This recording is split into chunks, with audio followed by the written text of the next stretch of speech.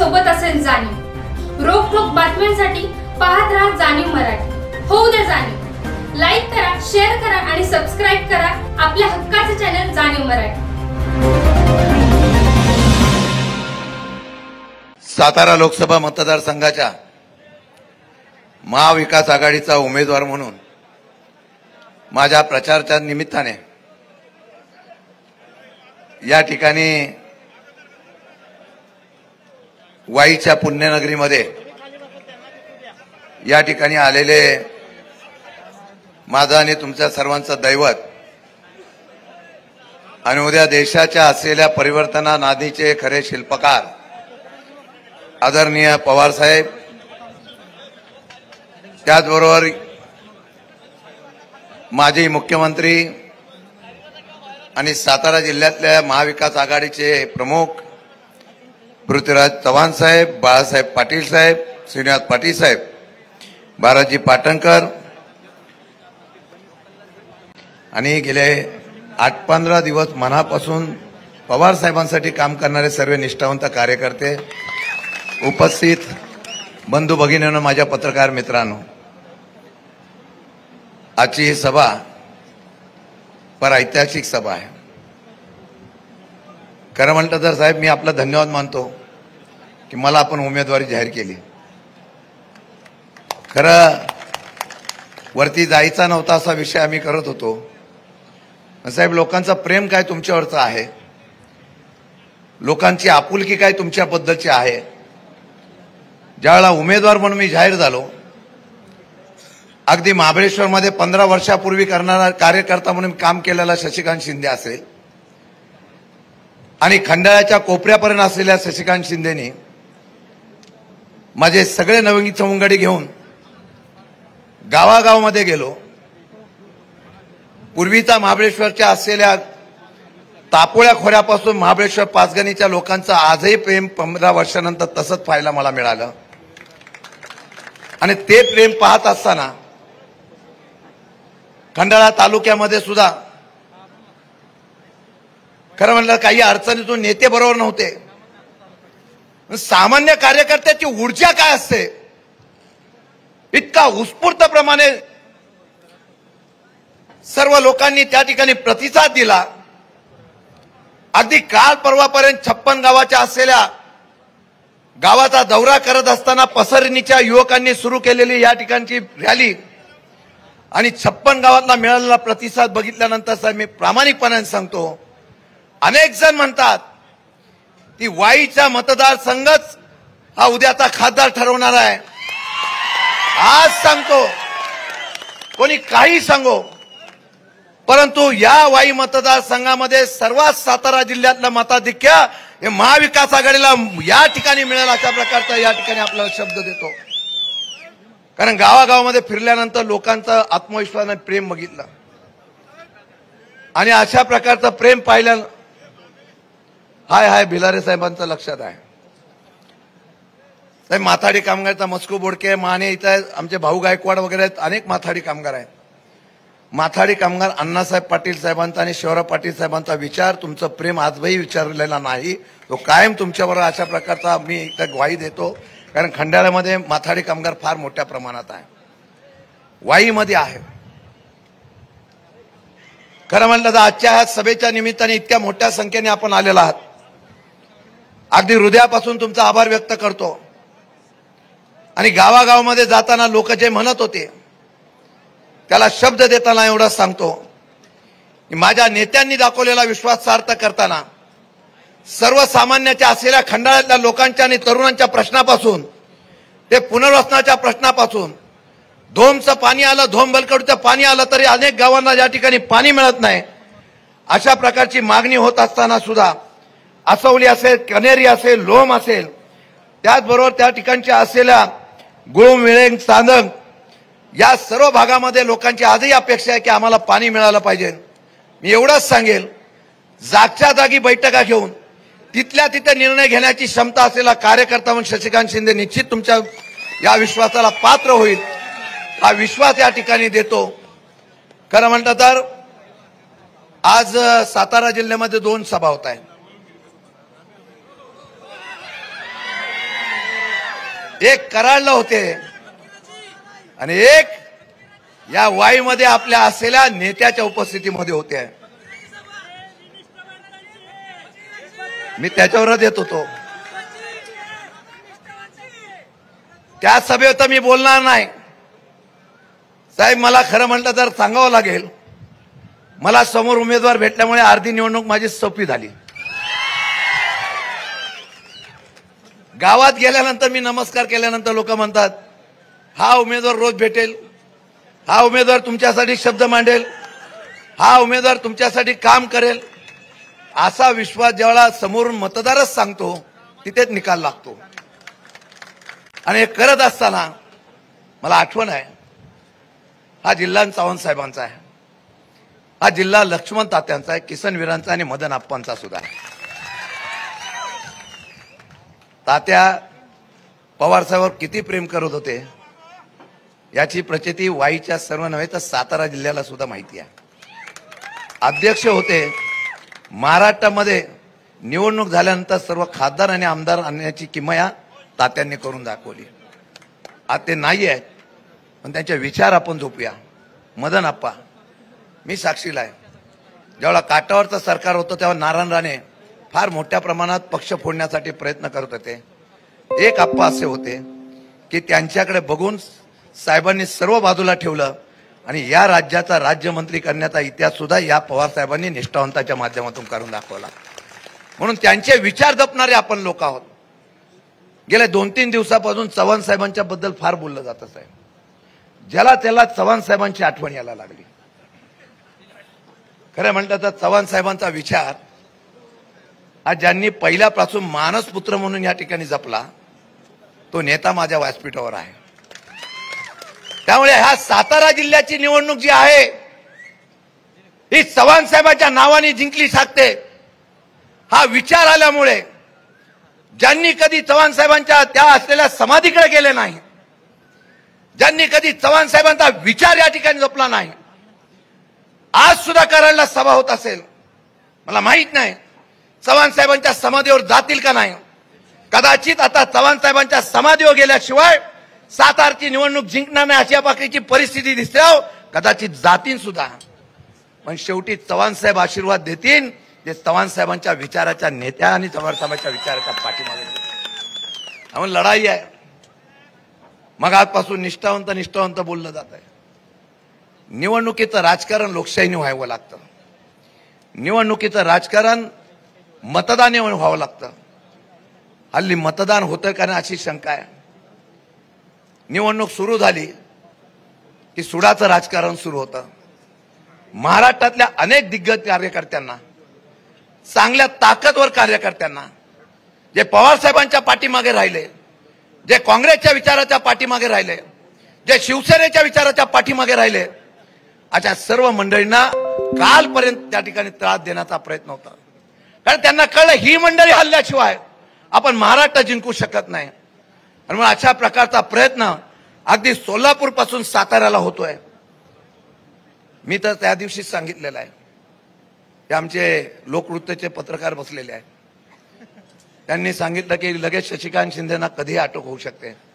माझा जीव मी साहेबांसाठी दिलेला, मी अटकेला कधी घाबरत नाही. त्यामुळे समोर जायचं, जे होईल त्याला समोर जायचं. पण तुम्हाला मी सांगतो, हे जे आहेत ना समोर, ही सामान्य जनता आहे. त्यांना या महाराष्ट्रामधले झालेलं राजकारण सुद्धा खपलं नाही. या महाराष्ट्रामध्ये झालेला फोडाफोडीचा पक्ष सुद्धा खपला नाही. आणि या महाराष्ट्रामध्ये आलेली हुकुमशाही सुद्धा खपली नाही. मी आपल्याला एवढीच विनंती करेन, सगळ्या जनतेला आणि माझ्या लोकांना विनंती करेन, एक इतिहास घडवायचा आहे. कोणी नेता नसताना आता आमच्याकडे अध्यक्षापासून सगळे उभे राहिलेत. आम्हाला वाटलं खुर्चीवर कोण बसा भेटेल का नाही. इतकी गोडची म्हणजे आता विश्वनाथ सकपाळ पवार साहेबांचे निष्ठावंत साहेब त्या ठिकाणी प्रभाकर आलेले आहेत. इतके निष्ठावंत साहेब आजही तुमच्यावर प्रेम करणारी माणसं आहेत. आणि साहेब प्रभाळे वगैरे साहेब सकाळपासून दिवसभर सकाळी 9ला बाहेर निघतात आणि रात्रभर फिरत बसतात. अशी निष्ठावंतांची फौज तुमच्या आजही आमचे स्वातंत्र्य सैनिक आहेत. प्रचंड फिरतायत, इतिहास घडवण्याच्या बाबतीत मला निर्णय घेत आहेत. आणि तशा पद्धतीचं काम करणारा आमचे रमेश गायकवाड ते प्रसाद सुर्वे असतील काही असो सगळे काम करताय।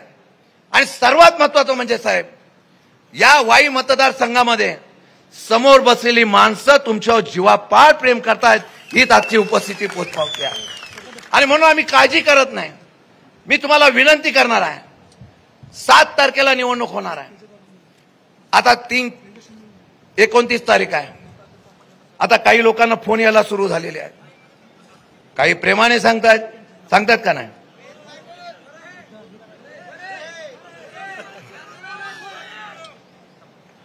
म्हणजे लोक पण हुशार आहेत साहेब, वाड्यावर जाऊन भेटून येतात नंतर सांगतात आपल्याला करायचं तेच करायचं। प्रकाश पाटील आहे हा महाबळेश्वरच्या सगळ्या नगरसेवकांनी सगळ्या प्रामाणिक लोकांचं पण आभार मानतो साहेब। सर्वात नितीन बेलारे येऊन भेटले, नानासाहेब कासुर्डे आहेत, सगळे आहेत। सगळ्यांची नावं घेतली तर माझा भाषणाचा वेळ साहेबांचा निघून जाईल। आहेत सगळे साहेब। बाळासाहेब भिलारेंचा उल्लेख करतो साहेब, मला आठवत आहे DM बावळेकर सगळे आहेत। 1999 साली पवार साहेबांच्या पाठीमागे जेवढी बैठक पहिली झाली महाबळेश्वरला त्यामध्ये सातारा जिल्ह्यामध्ये लक्ष्मण तात्या होतेच, पण बाळासाहेब भिलारे सुद्धा प्रामाणिकपणाने पाठीमागे राहिले। आज तेच विचार घेऊन आपण पुढे जाऊया। एक इतिहास घडवायचा आहे। अगदी तापोळ्याच्या कांदाटी खोऱ्यापासून आलेल्या लोकांनी, खंडाळ्याच्या असलेल्या लोकांनी, सगळ्यांनी वाईच्या लोकांनी एक इतिहास घडवायचा आहे। मतपेटीच्या वेळेला जेव्हा आपण मतदानाला जाऊ कोणी काही करायचं करून द्या, पण समोर असलेल्या सर्व लोकांना विनंती करेल 7 तारखेपर्यंत एवढं काम करा, 7 तारखेपर्यंत एवढं काम करा। अंडर करंट आहे त्याला स्फोट होऊन द्या। प्रचंड अंडर करंट आहे, प्रचंड अंडर करंट आहे। तो अंडर करंट या ठिकाणी त्याचा स्फोट होऊन द्या आणि त्या शॉक मध्ये महायुती कोसळून द्या एवढी तुम्हाला विनंती करणार आहे साहेब। खंडाळ्यामध्ये औद्योगिक क्षेत्र वाढलं, माझे तरुण तसेच आहेत। मी त्यांना शब्द दिलाय आमच्या लोकांच्या मागण्या काय IT पार्क। साहेबांना काय आश्चर्य नाही, साहेबांनी एक शब्द टाकला की साताऱ्यामध्ये IT पार्क आला, साहेबांनी एक शब्द टाकला की इंडस्ट्री एरिया आडेल। म्हणून माझ्या सर्वांना विनंती आहे, माझा हा नेता पृथ्वीराज बाबा, सगळे श्रीनिवास पाटील साहेब वगैरे सगळी मंडळी, आम्ही आता लढतोय या महाराष्ट्राच्या स्वाभिमानासाठी, आम्ही लढतोय या देशाच्या लोकशाहीसाठी। आणि म्हणून या सर्व गोष्टीचा विचार करून हात जोडून विनंती आहे 7 दिवस असं काम करा, अशा पद्धतीने काम करा, इतिहास घडवा। तो इतिहास असा घडूया की आजही चव्हाण साहेबांचा जिल्हा, आजही शरद पवार साहेबांचा जिल्हा, चव्हाण साहेबांच्या प्रेमला कायकिंच्या त्याचबरोबर पृथ्वीराज बाबा असतील, आनंदराव चव्हाण असतील, त्यानंतर आमचे श्रीनाथ पाटील असतील, ज्यांनी खासदारकीच्या माध्यमातून या साताराचा स्वाभिमान वाढवला। आज तोच जिल्हा तसाच पद्धतीने महाराष्ट्रातल्या सर्वात ऐतिहासिक मताने हा खासदार निवडून देण्याचा इतिहास आपण शब्द साहेबांना देऊया। महाविकास आघाडीचा उमेदवार प्रचंड मताने निवडून आणूया। जय हिंद, जय महाराष्ट्र। शरदचंद्रजी पवार साहेब बोलतात, एकदा जोरदार टाळी आपल्या सह्याद्रीसाठी। पवार साहेब ना थकला हा महाराष्ट्राचा वाघ, महाराष्ट्राच्या स्वाभिमानासाठी तेवढ्याच ताकदीने उभा राहिला ते आदरणीय पवार साहेब बोलतायत। एकदा हात वरती, जोरदार टाळी आदरणीय पवार साहेबांसाठी।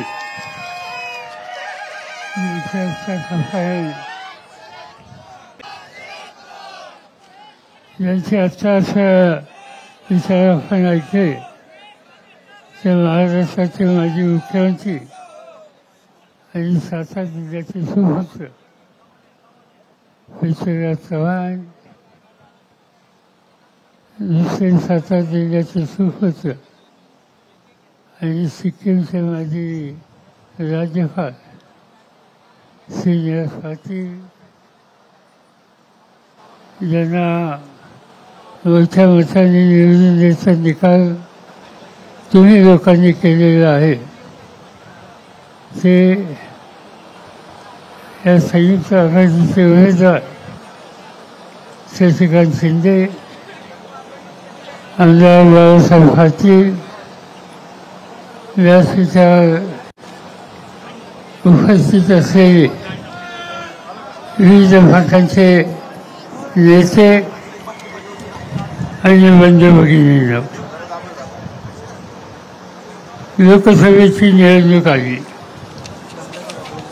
आणि देशामध्ये एक वेगळं चित्र निर्माण झालेलं आणि त्याचं महत्त्वाचं कारण की या देशामध्ये निवडणुकीच्या संबंधीची चिंता लोकांना वाटते. त्याचं महत्त्वाचं कारण की आज महाराष्ट्राचं नेतृत्व प्रधानमंत्री नरेंद्र मोदी करतात. आज ते या दिल्लीत आहेत. आज उद्या महाराष्ट्रामध्ये अनेक ठिकाणचे जात आहेत. सोलापूरला गेले, माळशिरसला जात आहेत, पंढरपूरच्या आसपास जात आहेत, कराडला येत आहेत, पुण्याला जात आहेत, आजूबाजूला आणखीन काही ठिकाणी जात आहेत. त्यांनी मनावर घेतले आणि त्यांच्या लक्षात आले की हा महाराष्ट्र एका वेगळ्या रस्त्याने जाणार आहे आणि चुकीची गोष्ट, चुकीचं राजकारण करण्याच्या संबंधीची ज्यांनी पावलं टाकली त्यांच्या हातामध्ये लोकांचा पाठिंबा येणार नाही. आणि काहीतरी जाऊया, वेगळं सांगूया आणि लोकांच्या मनामध्ये नसलेल्या गोष्टी आणून ह्या राज्याचा, या देशाचा कारभार हा आपल्या हातात घेण्याचा प्रयत्न केल्याशिवाय गत्यंतर नाही या निष्कर्षाची ते आले. ते आणि त्यांचे एक बिल्ली लागले, त्यांचं नाव अमित शहा, बघितलं असायचं. ते हिंतात महाराष्ट्रामध्ये भाषण कसं आहे. ते भाषण केलं एके ठिकाणी की शरद पवारांनी काय केलं. तुझी गमतीची गोष्ट आहे. हे ग्रस्त आता देशाचे गृहमंत्री आहेत आणि ते राज्यात जाऊन लोकांच्या समोर आपण काही दिवे लावले हे सांगत नाहीत. दुसऱ्यांनी काय केलं हा प्रश्न विचारतात. आणि विशेष त्याने जो प्रश्न विचारला की शेती आणि शेतकऱ्यासाठी काय केलं, हे अमित शहाना एवढं सांगू इच्छितो. 2004ला माझ्याकडे देशाच्या शेती खात्याचं काम आलं. मनमोहन सिंग हे देशाचे प्रधानमंत्री होते. राष्ट्रपती भवनमध्ये शपथविधी झाला. मी शेती मंत्र्याची शपथ घेतो आणि शपथ घेऊन घरी आलो. ते एक फाईल घेऊन एक अधिकारी माझ्याकडे आला. मी आत्ता शपथ घेतली, कशी फाईल आली. त्यांनी सांगितलं की देशाचं गव्हाचा साठा हा 3 आठवडे पुढे एवढाच आहे. देशामध्ये 2 महिने पुढे एवढी साखर आहे आणि देशामध्ये इतर सगळं धान्य 1.5 महिन्यापेक्षा जास्त पुरणार नाही इतकंच आहे. आणि त्याला मार्ग एकच आहे की अमेरिकेवरनं धान्य आणायचं, ब्राझीलवरनं धान्य आणायचं. माझ्या मनात गोष्ट आली की हा काळ्या आईशी इमान राखणाऱ्या लोकांचा देश, या देशाचा कष्टकरी शेतकरी अहोरात्र मेहनत करतो, उत्तम धान्य पिकवतो आणि त्याला परदेशातून धान्य आणायला लागायचं. ही गोष्ट संशोधनाची नाही. मी काय त्या फाईलवर सही केली नाही.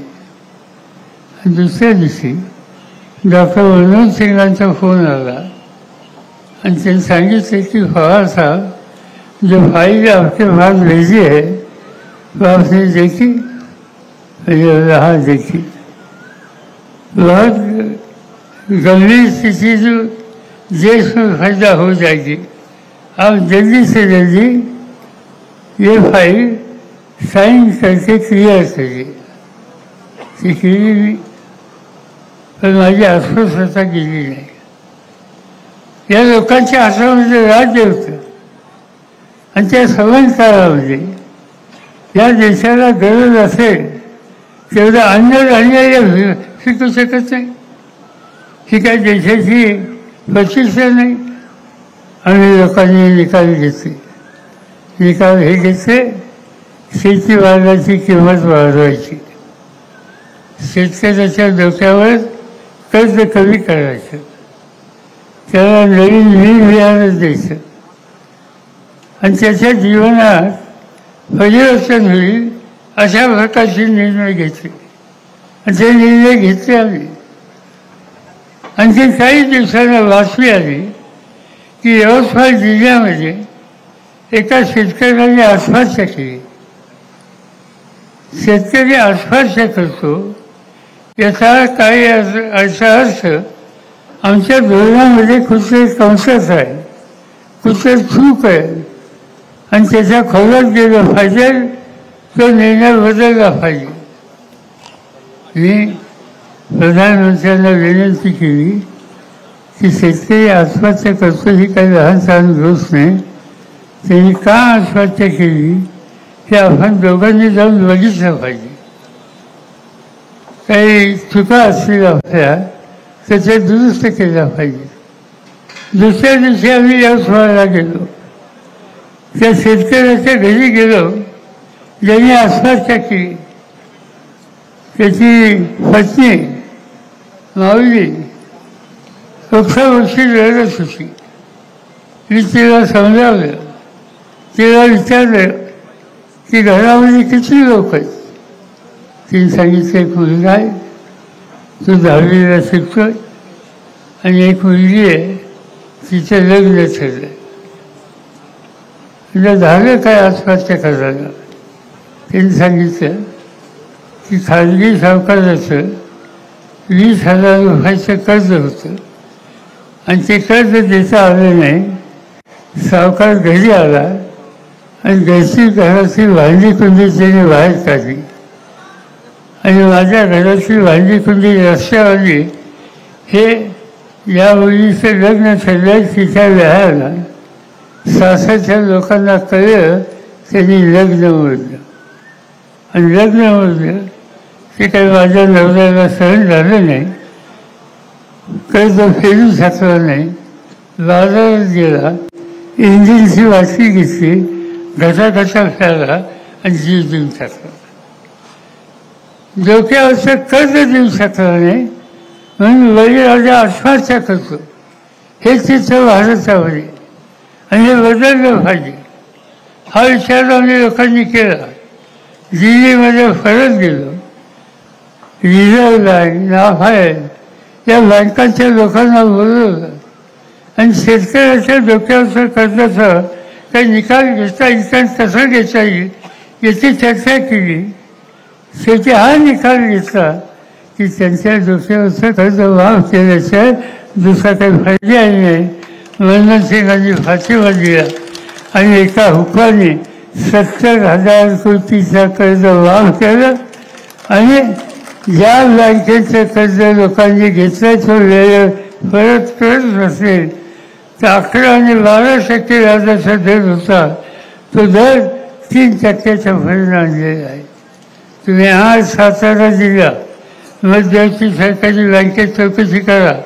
वेळेवर कर्ज फेड जे करतात त्यांचा व्याजाचा दर कमी झाला का नाही आणि तो केला. सर्व देशामध्ये केला. हा निकाल आम्ही लोकांनी घेतला. त्याचं महत्त्वाचं कारण त्या शेतकऱ्याचं दुखणं आम्हा सगळ्यांच्या जीवाला लागलेलं दुसरं होतं. हा निवड एक प्रश्न नाही आहे. शेतीमालाच्या किमती हाही अत्यंत महत्त्वाचा प्रश्न आहे.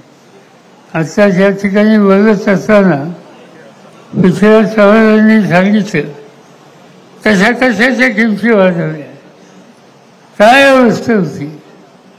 आज या देशामध्ये आम्ही लोकांनी सत्ता हातात आल्याच्या नंतर गव्हाचे भाव वाढवले, तांदूळाचे भाव वाढवले, फळांचे भाव वाढवले, कांद्याचे भाव वाढवले, तूर आणि डाळींचे भाव वाढवले. त्याचा परिणाम काय झाला की 2 वर्षामध्ये हा देश परदेशातलं धान्य आणत होता, तो आज जगाच्या 18 देशांना धान्य फेकून तो त्या ठिकाणी त्याचा पुरवठा करतो. आज हिंदुस्थान जगामध्ये 2 नंबरचं साखर उत्पादन करणारा देश झाला. आज हिंदुस्थान जगामध्ये 2 नंबरचा गहू तयार करणारा देश झाला. आज भारत जगामध्ये 1 नंबरचा तांदूळ पिकवणारा हा देश झाला. हा सगळा बदल का झाला तर घामाची किंमत, त्याचा फायदा द्यायचा निकाल आम्हा लोकांच्या सरकारने त्यामध्ये केला, त्याचा फायदा झालेला.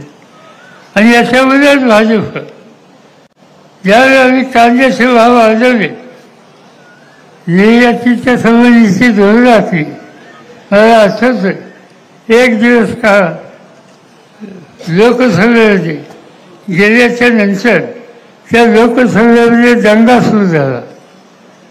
आणि का दंगा सुरू झाला याची चौकशी केली तर भाजपचे खासदार गळ्यात कांद्याच्या माळा घालून सभागृहात आले. त्यांना विचारलं तुमचं म्हणणं काय? त्याने कांदा भयंकर महाग झाला, आम्ही तुमचा निषेध करतो, कांद्याच्या किमती खाली आणणार. मला विचारलं गेलं सभापतींच्याकडून तुमचं काय म्हणणं आहे? मी त्यांनी सांगितलं कांदा हे पीक जिल्ह्यात शेतकऱ्याचं आहे. कांदा हे मोठ्या बागायतदाराचं पीक नाही, कधीतरी पैसे मिळतात. आणि कांदा समजा महागला त्यावेळेला काही संसार उद्ध्वस्त होत नाही. रोजच्या खाण्यामध्ये कांद्याचा खर्च किती कांदे माणूस खाऊन खाईल. आणि त्यावेळेला कांद्याचे भाव वाढले म्हणून गळ्यात माळा घालून कांद्याच्या सभागृहात दंगा करणं हे काही शहाणपणाचं लक्षण नाही. मला विचारलं गेलं तुमचं म्हणणं काय? मी सांगितलं तुम्ही कांद्याच्या माळा घाला, नाही तर कवल्याच्या माळा घाला, शेतकऱ्याचा भाव मी कमी करणार नाही. त्याच्या घामाची किंमत ही त्याला मिळालीच पाहिजे आणि त्यासाठी घेतलेले निर्णय हे बदलणं शक्य नाही. या प्रकारची धोरणं आखली गेली, त्याचा परिणाम आज या देशाचं चित्र झाल्याचं बदललं. आणि त्याचं मुख्य कारण काळ्या आईची इमान राखणारा हा शेतकरी घाम घालतो, उत्पादन वाढवतो आणि देशाची अन्नाची गरज भागवतो. हे सूत्र आम्ही लोकांनी स्वीकारलेलं होतं. मोदींना ही भूमिका मानली नाही. मोदी जाईल त्या ठिकाणी भाषणं करतात, सांगतात. पहिल्यांदा सांगितलं तरी की 10 वर्ष त्यांच्या हातात सत्ता झाली, त्या सत्तेचा वापर मी महागाईची स्थिती आहे ती बदलणार. काय केलं त्याचा उल्लेख आत्ताच या ठिकाणी केला गेला. पृथ्वीराज चव्हाणांनी इंधनाच्या तेलाचे भाव वाढवले, कमी नाही केले. गॅस सिलेंडरचे भाव वाढवले, कमी नाही केले. तूर डाळी आणि या सगळ्या शेतकऱ्याचे भाव कमी केले. आणि दुकानदारांचे, मोठ्या व्यापाऱ्यांचे, त्यांचे भाव असे कमी केले. आणि ही सगळी धोरणं जी असतात ती आज धोरणं या देशाची महागाई कमी करण्याची नाही, तर ती महागाई वाढवण्याच्या संबंधीची आहे. आणि म्हणून जो महागाई वाढवतो त्यांना सत्तेवर बसण्याचा अधिकार नाही, हा निकाल तुम्हाला घ्यावा लागेल. आणि त्यासाठी ही निवडणूक महत्त्वाची आहे. त्यासाठी शशिकांत शिंदेंना मतदान करणं हे तुमचं माझं सगळ्यांचं गरज आहे. आज या देशामध्ये पक्ष फोडणं हा एक महत्त्वाचा उद्योग झाला. एक जणी राज्याचे मुख्यमंत्री म्हणून ज्यांनी काम केलं ते ग्रस्त देवेंद्र फडणवीस एक दिवशी जाहीरपणाने बोलले, 2 पक्ष फोडून आज मी या ठिकाणी आलो. आणि काही उभं करायला अक्कल लागते, फोडायला अक्कल लागत नाही, देण्याला अक्कल लागत नाही. आणि तुम्ही जाऊन पक्ष फोडले. काय झालं त्याच्याबद्दल? पक्ष फोडले. काही लोकांना तुम्ही संधी दिली, पण या देशाचं सगळं राजकारण उद्ध्वस्त करण्याची भूमिका तुम्ही त्या ठिकाणी घेतलेल्या ही भूमिका लोकांना पसंत नाही. काही लोक आपल्याचे सुद्धा गेले, त्यांनी काही वेगळी भूमिका घेतली. हा देश एकसंघ ठेवायचा असेल तर या देशाची लोकशाही मजबूत करायची असेल तर राजकीय पक्ष हे व्यवस्थित चालतील याची काळजी घेतली पाहिजे. आणि ती भूमिका आम्ही लोक घेऊ पाहतोय. आज ज्यांच्या हातात सत्ता आहे त्यांना या गोष्टीच्या संबंधीचं चर्चा करत नाही. आणि हेच काम ठिकठिकाणी जाऊन आज देशाचे प्रधानमंत्री करत आहेत. आम्हाला लोकांच्या टीकाची फळी करतात. कुठेही गेले टीका करायची. पहिली टीका करतात राहुल गांधींचं. शहा ज्यादा क्या कर रहा है असं सांगतात. आणि राहुल गांधी ज्यांनी या देशाचा अभ्यास करण्यासाठी काश्मीरपासून कन्याकुमारीपर्यंत पायी चालत गेला, लोकांना भेटलं, प्रश्न समजून घेतले आणि लोकांच्या प्रश्नाची उत्तरं शोधण्याची खबरदारी ही त्यांनी घेतली. एवढे कष्ट त्यांनी केले, त्याच्यावर तुम्ही टीका करता. जवाहरलाल नेहरूंच्यावर टीका करता. ज्या जवाहरलाल नेहरूंनी स्वातंत्र्याच्या आधी आयुष्याचे 11 वर्ष तुरुंगात घालवली आणि स्वातंत्र्य मिळाल्याच्या नंतर लोकशाही पद्धतीने हा देश कसा चालेल याची खबरदारी घेतली. सगळ्या जगामध्ये भारताचा नावलौकिक वाढवला, त्यांच्यावर तुम्ही टीका करते. जवाहरलाल नेहरू असोत किंवा त्या काळाचे नेते असोत, त्याच्या आसपास तुम्ही बसू शकता. आज हेच लोक, यांच्याच पक्षाचे लोक अनेकांची नावं घेतात आम्हाला मत द्या म्हणून.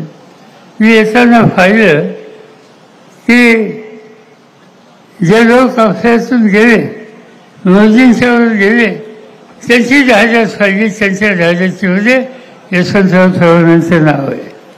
यशवंतराव चव्हाण या देशाचे उच्च स्वातंत्र्याचे नेते होते. स्वातंत्र्य मिळाल्याच्या नंतर या देशाची इज्जत त्यांनी वाढवली. या देशाचं, महाराष्ट्राचं एक अत्यंत कर्तव्यवान असे मुख्यमंत्री म्हणून त्यांचा लौकिक होता. ज्यावेळेला चीनने भारतावर हल्ला केला त्यावेळेला या देशाला वाचवण्यासाठी त्या संकटाच्या काळामध्ये इथं मुख्यमंत्री पद सोडून दिल्लीमध्ये गेले आणि देशाच्या सीमेचं रक्षण त्यांनी केलं. देशाचं गृहमंत्री म्हणून त्यांनी काम केलं. देशाचं परराष्ट्रमंत्री म्हणून काम केलं. देशाचं अर्थमंत्री म्हणून काम केलं. असा नेता, या नेत्याचं वैशिष्ट्य हे होतं लोकशाही पद्धती आणि गांधी नेहरूंचा विचार हा त्यांच्यानी शोधला नाही. आणि आज जे भाजपवर गेले ते चव्हाण साहेबांचा फोटो लावतात. त्यांना अधिकारी चव्हाण साहेबांचा फोटो लावला. आयुष्यामध्ये चव्हाण साहेब कधी भाजपवर गेले नाही. कधी या प्रवृत्तीचं समर्थन त्यांनी केलं नाही. त्यांनी समर्थन जे केलं ते सामान्य माणसाच्या प्रश्नाचं, त्यांच्या दुःखाचं आणि हा देश मजबूत करणाऱ्या कष्टकरी शेतकरी असो, कामगार असो, आयाबेली असो, या सगळ्यांचं समर्थन यासाठी त्यांनी आयुष्य दिले. आणि अशा व्यक्तीचं नाव कर त्यांनी जाहीर केलं की चव्हाण साहेबांना भारत रत्न द्या. चांगली गोष्ट आहे. पण 10 वर्ष तुमच्या हातात सत्ता आहे त्यावेळेस तुम्हाला सुचलं नाही. निवडणूक आल्यावरती सुचलं. बघूयाचं आज या ठिकाणी येत आहेत प्रधानमंत्री करारला. माझी अपेक्षा आहे त्यांनी आज करारला जाहीर करून टाकावं की आम्ही चव्हाण साहेबांना भारत रत्न देतो. हा निकाल त्यांनी आज या ठिकाणी दाखवावा. माझी खात्री आहे की ते धाडस त्यांनी दाखवलं तर लोक एक चांगलं काम केलं म्हणून म्हणतील, पण त्याबद्दल ते काय करतील याचा भरोसा देता येत नाही. आज हे प्रधानमंत्री अनेक गोष्टी देशाने घडतात, चुकीच्या गोष्टी घडतात. मणिपूर म्हणून राज्य आहे. मणिपूरमध्ये संघर्ष झाला. स्त्रियांच्या दिवसा अत्याचार केले गेले, बलात्कार केले गेले. आणि हे प्रधानमंत्री सवन राज्यात जाळफळ होते, घरोघरं फेकतात, स्त्रियांच्यावर अत्याचार केले जातात, त्यांच्याकडे धमकून बघायला तयार, एक दिवस सुद्धा तिथे गेले नाही. आणि हा देश मी चालवणार, मजबूत चालवणार, सगळ्यांच्यासाठी चालवणार, या प्रकारच्या घोषणा ते देतात. आज दिल्लीच्या गुजरातमध्ये ताबानू नावाची एक भगिनी, तिच्या घरात मोदी साहेब मुख्यमंत्री असताना हल्ला झाला, अत्याचार केले गेले, त्यांच्या सासऱ्याची हत्या केली.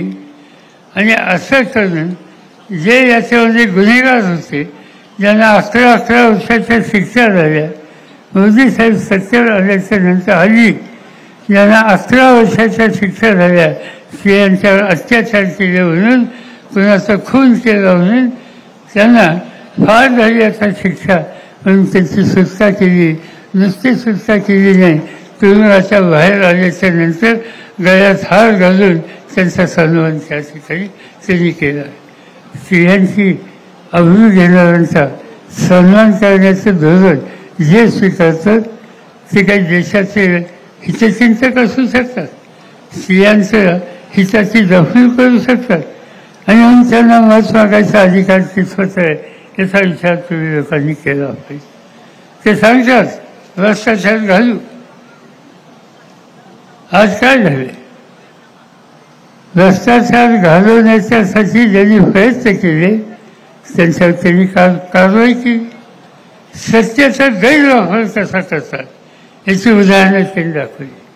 झारखंड नावाचं राज्य आहे, आदिवासींचं राज्य आहे, आदिवासी मुख्यमंत्री त्या ठिकाणी येतात. त्या मुख्यमंत्र्यांनी राज्याचे प्रश्न मांडले आणि ते मांडत असताना मोदी याच्यावर निकाल घेत नाही म्हणून त्यांच्या टीका टिप्पणी केली. आज झारखंडचा मुख्यमंत्री तुरुंगामध्ये आहे, त्याच्या कुटुंबाच्या लोकांना तुरुंगात टाकलं. अरविंद केजरीवाल ज्यांच्या पक्षाचे प्रतिनिधी मगाशी या ठिकाणी बोलले, दिल्लीचे मुख्यमंत्री सामान्य कुटुंबाचे ग्रस्त, सत्ता हातात आल्याच्या नंतर शैक्षणिक क्षेत्रामध्ये त्यांनी क्रांती केली. आरोग्य सुविधा या देण्याच्यासाठी त्यांनी परिवर्तन केलं. त्यांनी जे निर्णय घेतले ते बघायला देशातूनच नव्हे तर देशाच्या बाहेरून लोक यायला लागले आणि त्यांनी कसं उत्तम काम केलं हे पाहायला लागले. त्या अरविंद केजरीवालनी एकदा टीका केली प्रधानमंत्र्यांच्यावर, दिल्लीच्या प्रश्नाकडे लक्ष देत नाही म्हणून आज अरविंद केजरीवाल आज तुरुंगामध्ये टाकलेला आहे. देशाच्या राजधानीचा मुख्यमंत्री आज तुरुंगामध्ये असतो. यासाठी चर्चा होती.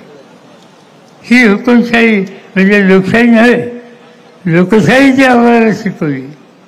त्या काळामध्ये तुम्ही आम्ही कदाचित ओळखे नसू, पण आपल्या वडीलधाऱ्यांनी त्यासाठी कष्ट केले. या सातारा जिल्ह्याचं वैशिष्ट्य काय? स्वातंत्र्याच्या आंदोलनामध्ये प्रजेची किंमत देण्याचं काम करणारा हा शूरवीरांचा जिल्हा आहे. त्यांनी या संघर्ष इंग्रजांची करण्याच्याबद्दल त्यांनी कधी वागं पाहिलं नाही. अनेकांची नावं या ठिकाणी घेता येईल. आता मी इथे किसनवीरांचा फोटो पाहिला, किसनवीर, चव्हाण साहेब, असे अनेक नावं घेता येतील. त्यांनी या सातारा जिल्ह्यातून ते वसंतदादा पाटील असोत किंवा आणखीन त्यांचे सहकारी असोत, इंग्रजांच्या विरुद्ध संघर्ष केला, देशाला स्वातंत्र्य देऊन दिलं. आणि असे कर्तृत्वान आणि देशाच्या हिताची जपणूक करणारी ही नेत्याची परंपरा, त्यांची प्रतिष्ठा ठेवणं, त्यांचा सन्मान करणं याच्यावर मोदी साहेबांचा विश्वास नाही आहे. एका वेगळ्या पद्धतीनं आज तो देश चालू पाहतोय आणि ते असं चालू केलं तर या देशाची लोकशाही ही संकटात येईल. आणि देशाची लोकशाही संकटात आली तर तुमचे माझे सगळे अधिकार हे उद्ध्वस्त होतील. आणि त्याची सुरुवात झाली. मी तुम्हाला प्रश्न विचारतो, तुमच्याकडं पंचायतीच्या निवडणुका झाल्या, जिल्हा परिषदेच्या निवडणुका झाल्यात, नगरपालिकेच्या निवडणुका झाल्यात. 2-2 वर्ष निवडणुका होत नाही. याचा अर्थ काय? याचा अर्थ मोदी आणि त्यांच्या सहकार्यांना संपूर्ण देशाच्या प्रत्येक राज्याची सत्ता आपल्या उंचीत पाहिजे आणि आम्ही म्हणेल तेच राजकारण, आम्ही म्हणेल तेच धोरण, ही भूमिका घेऊन आज देश चालवायला ते पुढे निघालेले आहेत. हे देशाच्या हिताचं नाही, जे हिताचं नाही त्यांना धडा शिकवण्याची ताकद आणि सातारकरांच्यात नाही तर दुसरी कुणाच्या मध्ये. आणि म्हणून ह्या धडा शिकवायच्या संबंधीचं अत्यंत महत्त्वाची जबाबदारी आज आपल्याला पडलेली आहे. मला आनंद आहे शशिकांत शिंदेसारख्या एक कष्टकरी कुटुंबाचा, घाम घालणाऱ्या लोकांच्याचा, तुमच्या भागाचा एक तरुण कर्तृत्ववान माणूस आज लोकसभेला उमेदवार म्हणून या ठिकाणी दिला. माझी खात्री आहे की तुमच्या सगळ्यांच्या पाठिंब्याच्या जवळ ती यशस्वी होती. पण आम्ही हे बघतोय जो चांगलं काम करतो त्याच्या खर्चेवर, खोटा खर्चावर, काय खर्चावरला त्याला मुंबईच्या मार्केट कमिटीमध्ये काही व्यवहार झाले, त्या कमिटीमध्ये अनेक लोक प्रतिनिधी आहेत, तिथं कामगारांचा प्रतिनिधी म्हणून शशिकांत आहे. त्यांच्या हातात काही अधिकार नाही जो कामगारांच्या हिताची दखल करणं या कामाच्यासाठी त्या ठिकाणी आज त्याचा खोटा खर्च बघा, काल रात्री त्याचा खर्च बघा. काल मी पंढरपूरला होतो आणि माझी सभा आयोजित केली, त्यांचं नाव अभिजित पाटील. आज त्या ठिकाणी विठ्ठल सहकारी साखर कारखाना त्याचा चेअरमन म्हणून हा ग्रस्त काम करतो. माझी सभा आयोजित केली म्हणून रातोरात मुंबईला बोलवलं. आज तिथे जे गृह खात्याचे मंत्री आहेत त्यांनी त्यांच्याशी सुसंवाद केला. त्यांना स्वच्छ सांगितलं की तुम्ही आघाडीच्या बरोबर जात असाल तर तुमचं जीवन आम्ही उद्ध्वस्त करू, तुमचा धंदा आम्ही उद्ध्वस्त करू. यांचा हा स्वतःचा धंदा नाही. 20,000 कामगार शेतकरी त्या कारखान्याचे मालकच सभासद आहेत.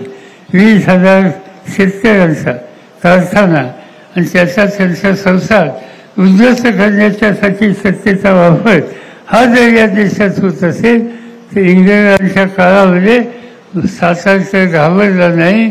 ह्या बाकी चिरकुट लोकांच्या काळामध्ये कोण या ठिकाणी घाबरलं नाही. त्याच्याशी संकट करू, त्याला उत्तर जबाब देऊ आणि ती भूमिका घेण्याची वेळ आज ठिकठिकाणी आलेली आहे. आणि म्हणून एवढंच सांगतो की आहेत 5-7 दिवस काही कशी, काही खोट्या नाच्या गोष्टी होत होती, काही आश्वासने देता येईल, त्या सगळ्या गोष्टीचा विचार करायचा नाही. आपण यशवंतराव चव्हाणांच्या विचाराचे भाईक आहोत. त्यांच्या नंतरच्या काळामध्ये अनेकांनी आम्हाला नेतृत्व दिलं. त्याच्या किसनवीर असतील, त्याच्यामध्ये लक्ष्मण तात्याचं नाव घेता येईल, अनेकांची नावं घेता येतील, किसनवीरांचं नाव घेता येईल. हे सगळे आदर्श तुमच्या माझ्या सगळ्यांच्या समोर आहेत. ते आदर्श आपण जतन करू. मग त्याचा विक्रम करून सातारची लोकसभेची जागा शशिकांतच्या मार्फत आपण त्या ठिकाणी निवडून. जे आले त्यांनी काही टीका टिप्पणी माझ्या केली असं कळलं. छत्रपतींचं काय बोलायचं आता कॉलेज पहिल्यांदा आले हे दिवस म्हणजे सकाळ आहे का संध्याकाळी हे बघावं लागतं. काय करायचं त्यामुळे त्याच्यासंबंधी अधिक बोलण्याची काही गरज नाही. आम्ही गादीचा सन्मान करतो पण मत देताना गादीला मत देत नाही. त्या ठिकाणी कष्टकऱ्यांचा प्रतिनिधी त्याचा आपण सन्मान या ठिकाणी मताच्या रूपानं करू, मताचा विक्रम करू. आणि आम्हा लोकांचं दिल्लीत काम करायला तुम्ही शशिकांतला त्या ठिकाणी पाठवा हीच विनंती करतो आणि माझे 2 शब्द संपवतो.